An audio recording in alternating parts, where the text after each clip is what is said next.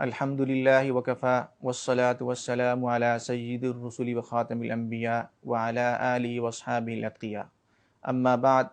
فاعوذ باللہ من الشیطان الرجیم بسم اللہ الرحمن الرحیم یا ایہا الذین آمنوا کتب علیکم الصیام کما کتب علی الذین من قبلکم لعلکم تتقون قال رسول اللہ صلی اللہ علیہ وسلم من صام رمضان ایمانا واحتسابا غفر له ما تقدم من ذنبه۔ رمضان المبارک کا مہینہ، اللہ تعالیٰ نے اس مہینے کو دیگر مہینوں کے مقابلے میں فضیلت عطا فرمائی۔ اس مہینے کے دن دیگر مہینوں کے دنوں کے مقابلے میں اس مہینے کی راتیں دیگر مہینوں کی راتوں کے مقابلے میں زیادہ فضیلت کا ذریعہ ہیں۔ نبی کریم صلی اللہ علیہ وسلم نے ارشاد فرمایا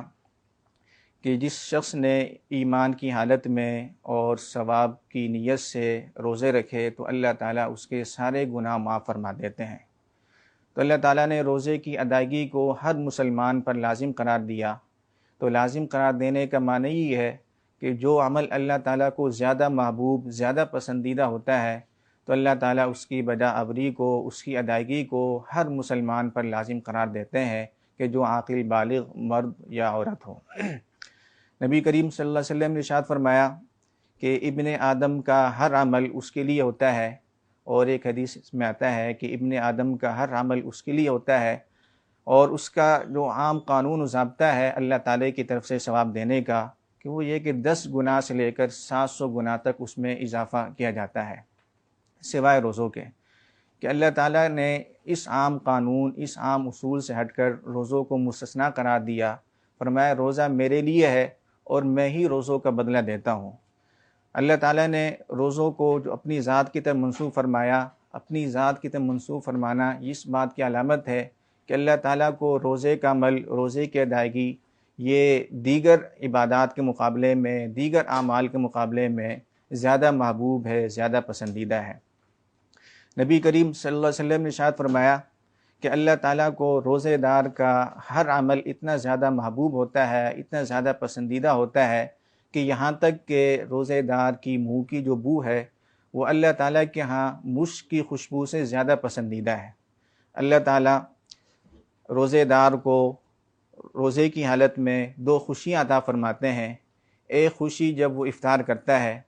کہ دن بھر پیاسا بھوکا رہنے کے بعد جب وہ اللہ تعالیٰ کی نعمتوں سے مستفید ہوتا ہے، اللہ تعالیٰ کی نعمتوں سے سیراب ہوتا ہے تو اللہ تعالیٰ اس کو خوشی عطا فرماتے ہیں۔ اس کا تجربہ ہر اس مسلمان مرد اور عورت کو ہوتا ہے کہ جو بھوکا پیاسا رہنے کے بعد جب وہ افطار کرتے ہیں یا افطار کرتی ہے تو انسان کو ایک عجیب سی لذت اور سکون کی کیفیت محسوس ہوتی ہے کہ جس کا تصور عام حالات میں انسان نہیں کر سکتا۔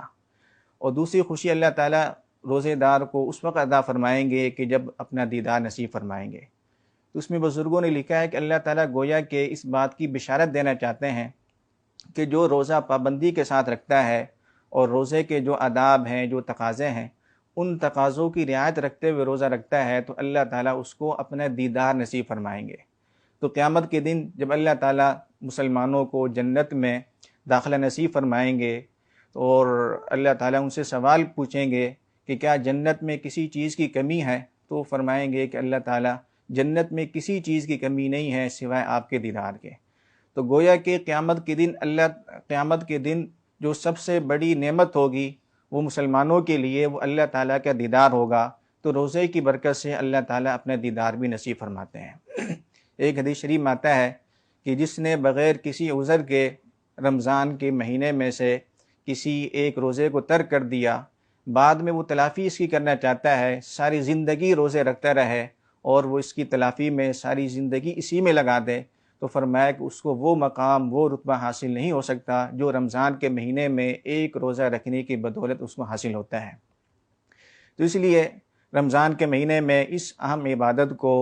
پورے تیقظ کے ساتھ، پوری ہوشیاری کے ساتھ ادا کرنے کی کوشش کرنی چاہیے۔ کہیں ایسا نہ ہو کہ جب آخری دن اللہ تعالیٰ اعمال نامہ مرتب فرما رہے ہوں اور ناموں کا اندراج ہو رہا ہو تو ہمارا نام ان بدبختوں میں شامل نہ ہو جائے کہ جن کو اللہ تعالیٰ اپنے دربار سے دھتکار رہے ہوں اور جن کو اللہ تعالیٰ مغفرت کے پروانہ نہ دے رہے ہوں۔ تو اس مہینے میں ہوشیاری کے ساتھ، تیقظ کے ساتھ اس عمل کو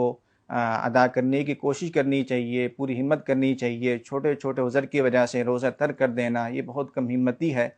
تو اللہ تعالیٰ سے دعا ہے کہ اللہ تعالیٰ روزے کے عمل کو اور روزے کے جو تقاضے ہیں، جو آداب ہیں، ان کو سامنے رکھتے ہوئے ہمیں روزہ رکھنے کی توفیق عطا فرمائے۔ اپنے گھر کے اندر بھی باہر بھی اس کا پورا ماحول بنانا چاہیے کہ رمضان کے مہینہ جو اتنا محترم اور رحمتوں سے مالا مال اور بھرپور مہینہ ہے، اور اللہ تعالیٰ نے اس مہینے کی ایک ایک گھڑی کو دیگر مہینوں کے مقابلے میں زیادہ فضیلت عطا فرمائی ہے۔ اس کے ایک ایک لمحے کو ہم غنیمت سمجھیں اور غنیمت